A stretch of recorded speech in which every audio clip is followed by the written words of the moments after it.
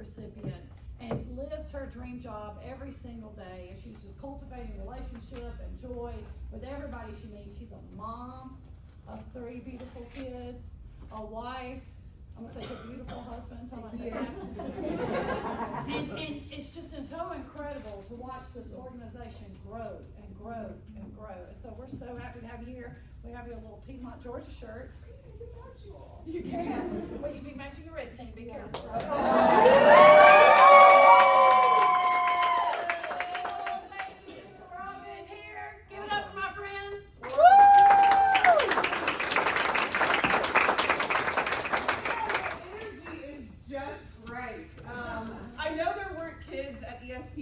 But it feels good in here, and I hope that you will come back to visit ESP when that place is full of a bunch of kids. I also heard that it was themed, so I went ahead and decided to go just all in here.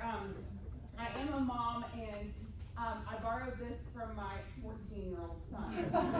And what's funny about it, when I asked him this morning if I could borrow his Patrick Mahomes jersey, he said, "Mom, don't get on anything on it and don't make it smell."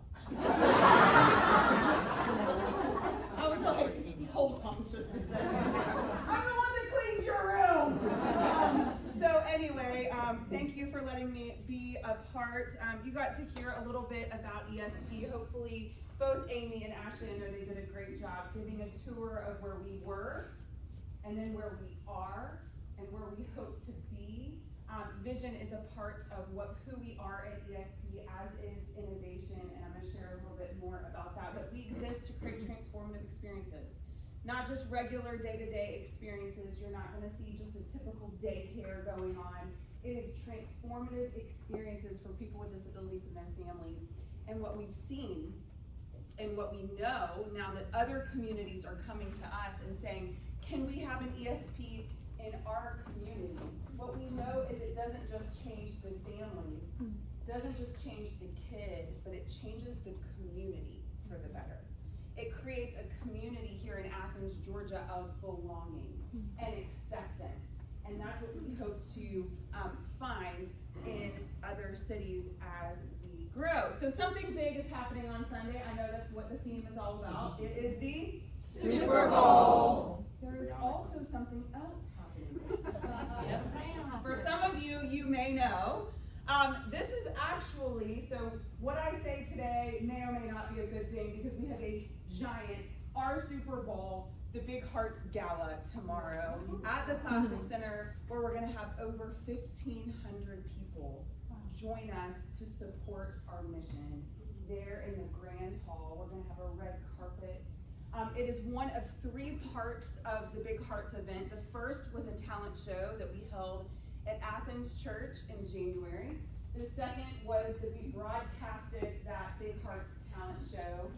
And the third tomorrow is the gala. So we are over there. But hopefully this works, if there were a Super Bowl commercial that ESP put on, this would be it. Experience the wonder, experience new life. A world full of color stretches the sky if we wake up our hearts and see it all. Experience the sight that's never been seen. Discover a feeling unlike anything. Awake in the moment, here and now. Discover it all.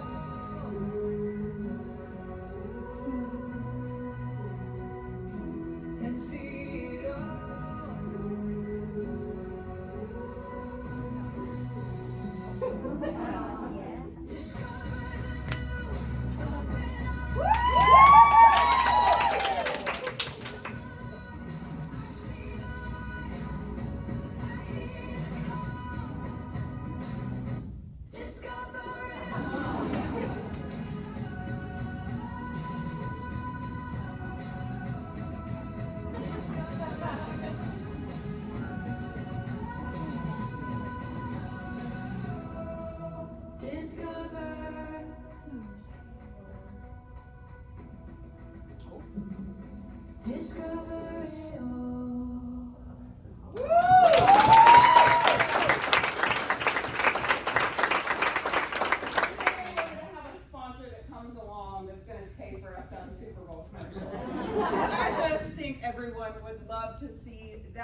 truth is you're really one of two people when you watch the Super Bowl.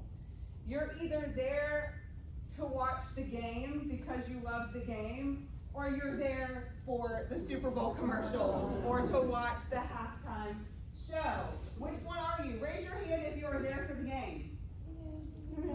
Okay, she said, raise your hand if you are there for the commercials and halftime show. All right, yeah, you're one of two people. And the truth is, really, as we lead, we are all leaders, right? And there's things that I have learned being here in this college town, that you really can be one of two leaders. You can be a leader that loves to watch, or a leader that loves the game. A leader that loves to watch, or a leader that loves the game. I don't know anything about the NFL. I really had to remind myself before I walked into this room whose jersey this was. Patrick Mahomes. But I do know a thing or two about the Georgia football.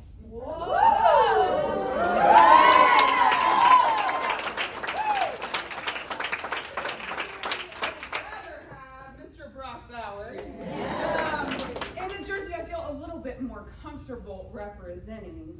Really special relationship with the Georgia football team. If you don't know this, we do this one thing every year called Bulldogs and Buddies. And Bulldogs and Buddies is where we bring 150 kids to the practice facility. They get to play and hang out with the players.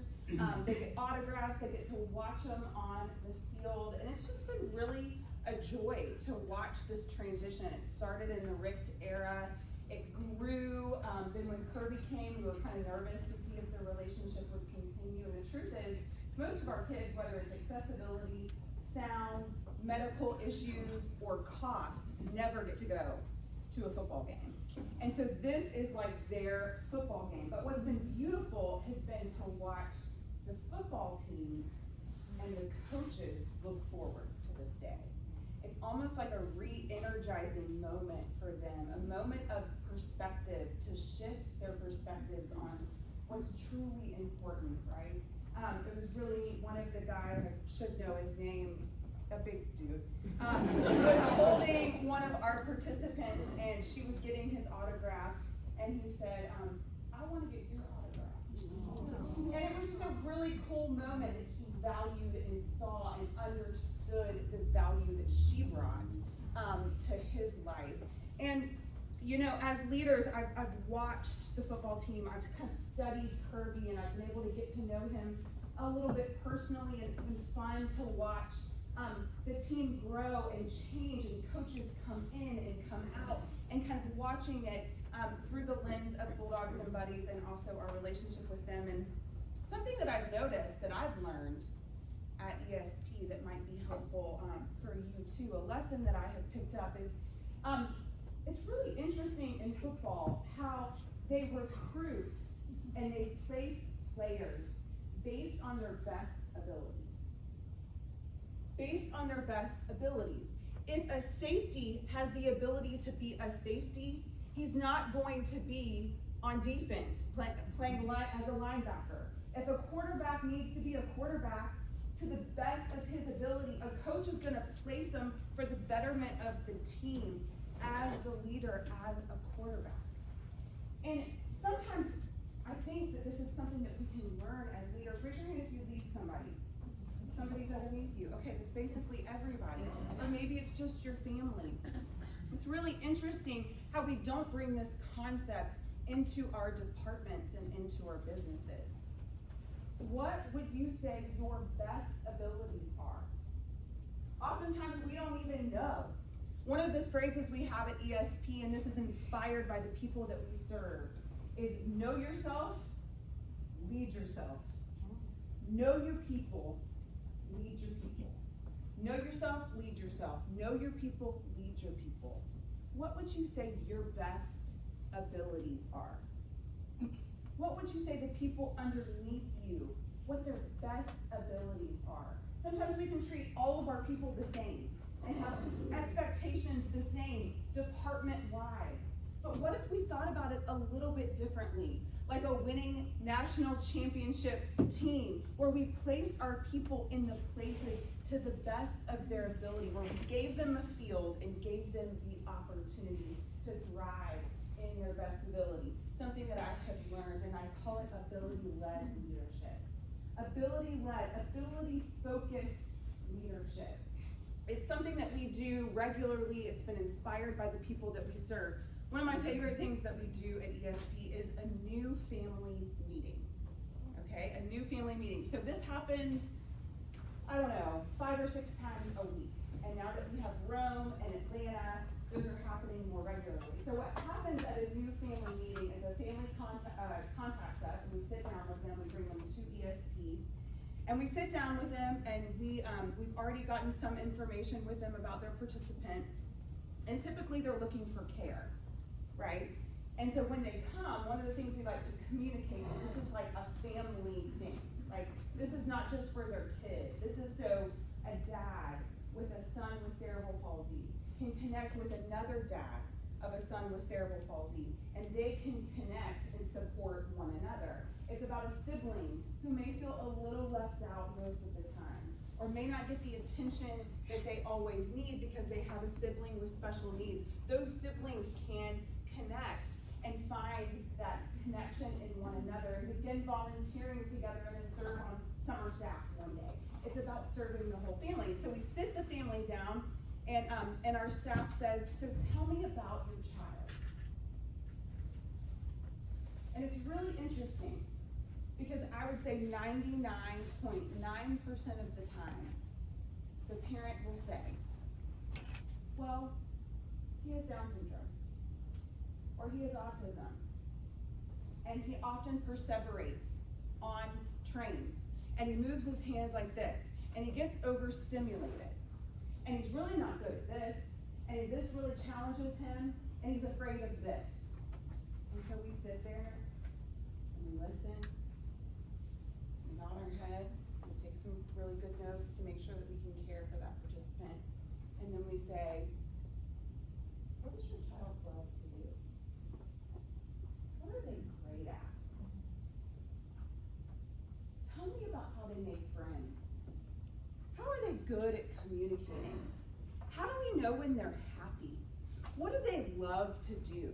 What lights them up and makes them happy?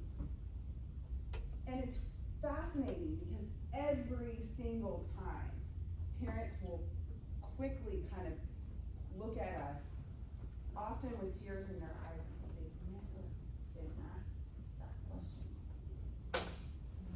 And what's beautiful about what we're doing at ESP is beginning to flip that script. It's like, yeah, you have these different abilities, but you can be a joyrista and stand on stage with me yesterday when I did a keynote and do the keynote with me. I can talk about ESP all day long, but Colin Coolman, who you guys met this morning, is a pretty amazing speaker and stood with me yesterday at an insurance conference. You guys are a lot more fun than the insurance conference. For them, the first thing I made them do was stand up, and I said, listen, you guys are agents for insurance. I'm an agent for the awkward. I want everyone to stand up and give each other a hug. I decided I didn't have to do that with this group. You guys were good. But we're giving them a stage in the same way you can give your people a field. Are you giving them a field? Are you celebrating the abilities of the people around you? Do they know that you know what their abilities are? Maybe they don't even know what their abilities are. Oftentimes, just like these parents, they haven't stopped to think about it because they're in maintenance mode, thinking about comparing themselves to the coworker next to them or the child next to them. Oftentimes, as leaders, we have to be the ones that see the abilities of our people, and that is exactly what we are doing at ESP. The second lesson that I've learned watching the Georgia Bulldogs is this. When you're an athlete and you go and you're ready to go, whatever sport you are, let's just say football, and you're wearing your helmet, you've got your pads on, and you're there, and you do something wrong on the field, what is the expectation? You're gonna get coached. Someone's gonna tell you, shoots for the student flag. Yes, someone didn't tell you you didn't do it right. Is the football player like, he just coached me? I just can't believe he just coached me. No, an athlete knows they're going to get coached. The expectation is that they are there to get better, to get faster, to know the play better. And I think the same thing could be said in our leadership. We've adopted, because of this at ESP, what we call a culture of coaching. A culture of coaching, and this does not have to be organization-wide. This can be team by team, department by department, but the truth is, feedback is awkward. It's weird. It makes us feel uncomfortable. Our heart starts palpitating when we think about giving somebody some feedback on their performance. We put them on a performance improvement plan, like the whole thing is just awkward in business. But in sports, it's not awkward. It's expected. It's expected. So what if you set that expectation for the people that you are around, that we are a coaching team? So at ESP, it goes like this. Can I coach you on something? And it's right after something happens. So right after something, hey, can I coach you on something? And the person's not like, feedback, weird. We don't even use the word feedback. We use coaching. When we sit down for our one-on-ones, what can I coach you on? How can I help you? What feedback do you have for me? Those are the kinds of conversations that are happening regularly at ESP, and it's been learned by our friends over at UGA. And then game time comes. Oftentimes on a practice field, my husband's a coach, and I went one time and watched him coaching our 14-year-old son. And Joseph was literally in the middle of the field. And he was moving those 14-year-olds and telling them where to stand, because oftentimes they don't know where to stand. But then at game time, you better believe my beautiful husband is standing on the side of the field, right? Letting his players play. So when we coach in the moment, we're coaching, we're giving real feedback. If you set the expectation, your people will take it, I promise. We all want to be better at our core. It's us as leaders that make it awkward when we put it on a piece of paper and we put them on a performance plan. Those are needed sometimes. And we can make it awkward, right? And they're surprised. But what if it didn't have to be awkward? What if we could create a coaching environment for the people that we are around? But then, when game time comes, even if you have to have a bald guy, hold your belt back. You stand on the sidelines and you watch it happen. And then when the players come, you notice, then they get coached. Some of the coaches have different perspectives and they're watching from a vision to make sure that the plays and to change plays and look at strategy, right? But as leaders, when our people are in the field and on the field at game time, we gotta let them play and give them the opportunity to play. It's been really fun to watch this type of coaching happen on our Miracle League field. Did y'all walk out there? Mm-hmm. Okay. So the dream really with Miracle League was to give kids the opportunity to play an organized sport. Some of these kids are 25 years old, and listen, if you're a parent, and I have 3 typical children, I could not fathom when families started saying, my child has never played a sport. Think about how many options we have as typical parents to sign our kids up for sport. And now it's like travel this and travel that, and this team and this league and that league. We have so many options. If you have a child with special needs, there's not those options out there. And so we really had this dream. We hit rock, like Stone Mountain kind of rock in our backyard. It was hard. It was a very, very hard road. Anything worth doing is hard and always has been, but it was worth it. One of the things I didn't know was going to be so beautiful was watching the dads get to coach their kids for the first time. this is a picture of our first Miracle League tournament. And one of the teams, the dads all matched and got matching uniforms. Like from the 70s, but they loved it. And they were just so excited to be able to coach their kids for the first time. And it really has been a joy. This is our opening day. And someone very special was at our opening day, Vince Dooley. And Vince Dooley has always really been a part of the story as far as I'm concerned for the last 19 years. His grandson was involved with ESP, and thus he was and has been supportive in so many ways. It was really neat. Similar to the football player, on the day of our Miracle League opening, we had all of our players sit behind tables, kind of like a press conference, and we had them sign all of the baseballs as people walked through. And my favorite moment was Vince getting his ball signed by all of our participants. You know, he really was an example. Being around Vince taught me servant leadership. If you didn't know this, he was signing books on his last day before he passed. The example of a servant leader. I loved listening to stories of them winning the national championship over this last year. Just being able to relate it to my experience and watching it this year and hearing from Vince what it was like back then. And one of my favorite things that Vince ever did for ESP was he was involved with our skydiving fundraiser. Has anyone in the room skydived? Raise your hand. Okay, a few of you. Does anyone want to?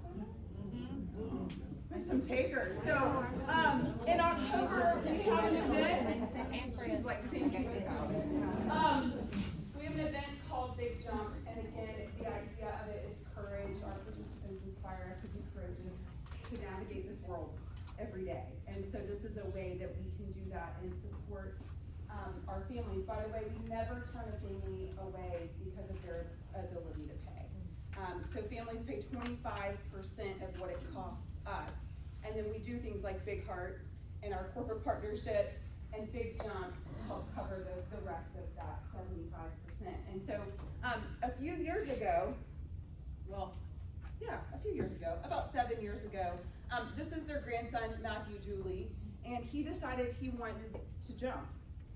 He wanted to jump out of an airplane. And so we pulled together kind of a team in order for him to do that. And he said, but he wanted Vince to jump. And so he went to Vince and he said, Vince, will you jump? And Vince said, I'll only jump if your dad, Daniel, jumps. And so Matthew, with his sweet hands, he's like, I got this. I got this. So he goes to Daniel and he says, Dad, if Vince jumps, will you jump out of an airplane? And Daniel goes, Vince is never going to jump. And Matt goes, well, tell me, if Vince jumps, will you jump? And Daniel said, yeah. And so he gets them on a three-way call. And he's like, you suckers, both of you are jumping out. So I think he was 83 years old when he jumped out of an airplane for ESP. Anyone 83 years old? Anyone have cerebral palsy? All right, all of you can jump. All of you can jump. I'll see you in October. But just another example of a servant leader, and someone who understands vision. As we've watched kind of the beautiful thing unfold with the Georgia Bulldogs, it's been great. But one of the things that I think these two men have in common is they had a vision. And there was a lot of doubters.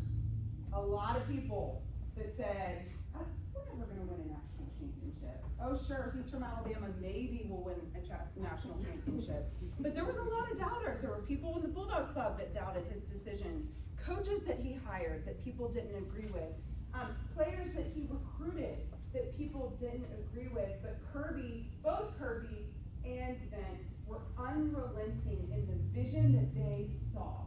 And the truth is, you have to cast vision as a leader because your people can't always see the big picture. If I asked you to come here with me, what would you say? What is it? What is it, right? I don't really know you. I don't know that I want to go there. What about here? Maybe. You want to go here with me? Maybe. Here? Okay. It's getting a little bit better. What about here? Yeah, when you see the full picture, you're a little more willing to get on the bus and go with me, right? Well, similarly, as leaders, as managers, as people that are setting examples within our businesses, I've learned at ESP, I can see this. And by the way, as Delina shared, this is our next project. In Jackson County, this is phase 1 before we begin to build the cabins. This will duplicate what we have going on in Watkinsville. So in one day, we now serve 900 individuals. We'll be able to serve another 900 individuals at this facility in Jackson County. So that is our future dream and our future vision. And I can see it. It's imprinted on my mind because I'm a visionary and I'm a leader and I see it. But here's the thing, that's not everybody's ability. And people on my team, oftentimes they can't see it.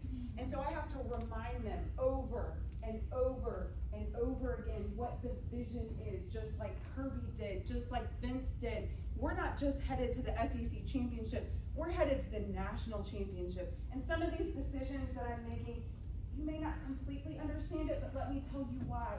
Because we're headed to the national championship. You may not completely understand all of this, but I want to share with you why we're headed to Jackson County so that kids in wheelchairs can sleep on the top bunk. There's one more thing I want to share, and there's someone in this room who also had a vision. This is where we started with Josh Joy. If you can't tell, this is an old janitor card. And I'm not sure that they shared the story of Java Joy with you, but it really was a happy accident. We started it with a janitor cart because both 87% of adults with disabilities are unemployed. 87%, which means this table over, pretty much in this room, all of you guys are unemployed. Only y'all over there at that first little table, you guys are the ones that are employed in the group. That statistic is crazy to me, considering the opportunities that are available, particularly right now with the labor market. So that was the first reason that we did it. But the second reason, and the happy accident behind it, was I kept having leaders, CEOs, come to me after we opened our new building. And now we had space for companies to come volunteer. And they said to me, Laura, we love volunteering for ESP. It's really great. I'm like, good. And they're like, but we have to be honest. It's kind of selfish because my employees are coming back to the office and they're more joyful. And thus, they're more productive. And the more productive they are, the better it is for my bottom line. So I really enjoy bringing my team to ESP. And I said, good. It should be better for your company. It should be better for your culture to give back to your community. But not everybody can come to us. What if we went to other people? And that is how Job Joy was formed. Our first event was at Bank South, and I knew then that it would be successful. But one of our other first events was at Piedmont, at the opening of the Piedmont Oconee campus. And it was one of our very first events. And I remember being there, and I remember seeing the cafe and being like, I wonder. She's not a visionary. And I remember thinking that and kind of planting that seed. And then fast forward a few years and a few cafes and a few businesses later, and Delina sends me this text message. She could see it. And at the time, I was like, I don't know if we can do this, Delina. We're growing to Atlanta, we're growing to Rome, we're in the Mercedes-Benz Stadium. I don't know if we can do one more thing. That's every day. We have to operate it every day. And let me tell you, something that happened this last week. We opened the Piedmont Oconee campus 6 months ago? Longer? 8 months ago? Yeah, maybe. 8 months ago. So this past year. This week, for the first time in ESP's history, we promoted 4 of our Joyristas to management positions.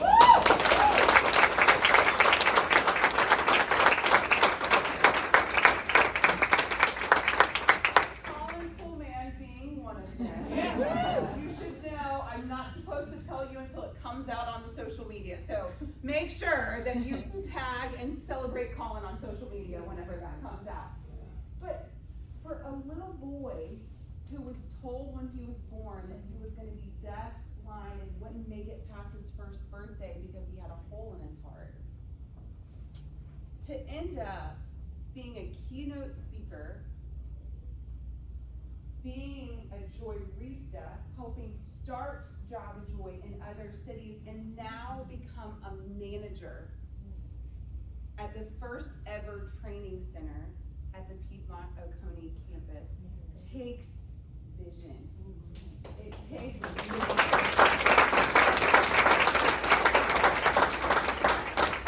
So I just want to end with, I hope when you watch the Super Bowl on Sunday, enjoy those commercials, enjoy the halftime, but I hope it will be a reminder to you to not just be someone within your team, within your department who loves to watch the game, loves to watch the commercials, loves to watch the halftime show.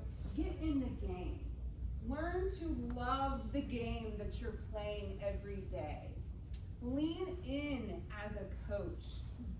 Recognize the abilities of the people around you. Maybe the abilities within yourself might be something that you start with on your way home today, thinking about what abilities that you have, that you've been gifted with, that you are on a stage to help contribute for.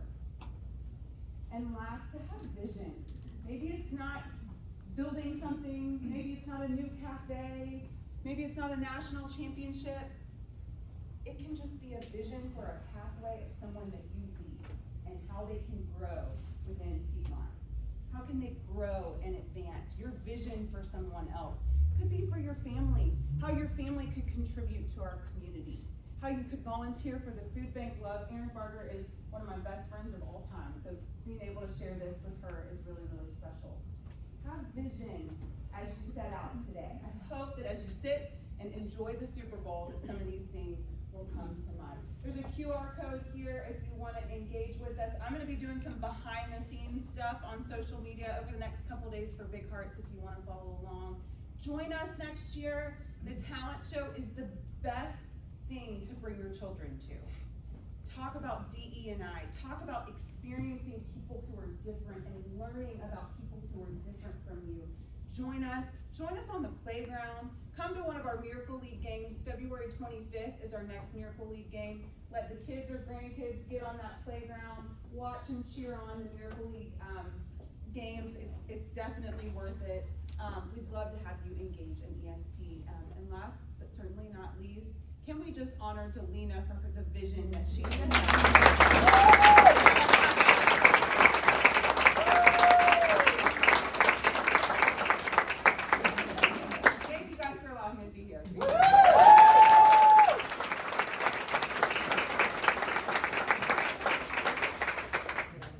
Yes, and our sweet Lockwood.